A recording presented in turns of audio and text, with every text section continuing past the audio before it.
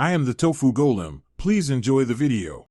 In this video, I will explain how to change your Toyota Tacoma license plate light. This is a simple task that you can complete in just a few minutes. First, let's gather our materials. You will need a replacement bulb, typically a T10 or 194 type. While often no tools are needed, a plastic trim tool or a small flathead screwdriver can be helpful.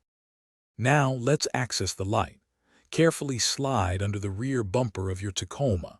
You will find the license plate light housings located on either side of the license plate. Grasp the gray plastic bulb socket firmly.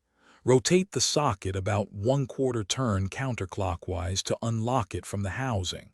Once unlocked, gently pull the entire socket straight out. With the socket in hand, carefully pull the old incandescent bulb straight out. It might be a bit snug, but it should come out with a gentle tug. Now, take your new T10 or 194 replacement bulb and push it straight into the socket. Ensure it is seated securely. If you are installing an LED bulb, pay attention to its orientation.